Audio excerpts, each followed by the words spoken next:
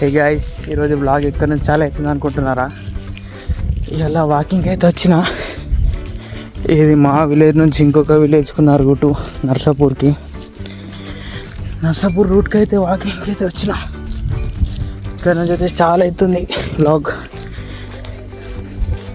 Weather అయితే మస్తు చల్లగా ఉన్నది. ఇలా కూల్ ఉంది వెదర్. ఇలా మరి వర్షం పడ్డది కావచ్చు. వర్షం పడ్డది కొద్దిగా ఇట్లా వర్షం పడ్డది, అందుకే వచ్చి చల్లగా ఉన్నది. అలా కూల్.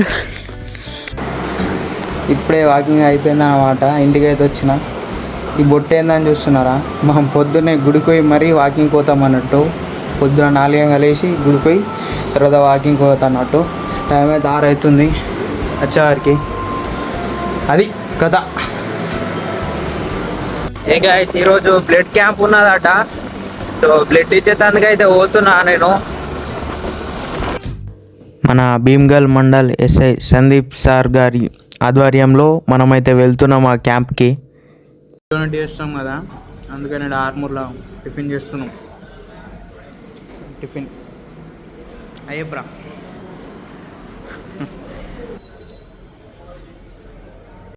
ఇక్కడికి రాగానే ఒక ఫామ్ ఇచ్చిర్రు. ఫామ్ ఇచ్చి ఇలా డీటెయిల్స్ అన్నీ మన డీటెయిల్స్ ఫిల్ చేస్తే ఒక 2 ప్యాకెట్లు ఇస్తారు ఇక బ్లడ్ ఇచ్చేదానికి.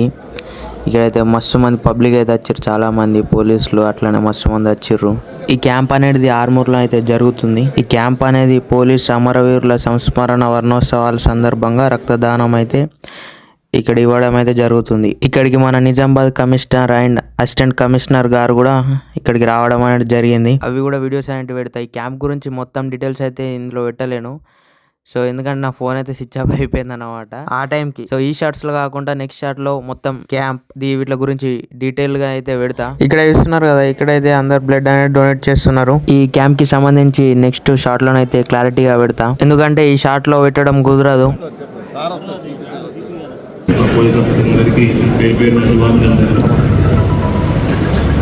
ఈ పోలీసులు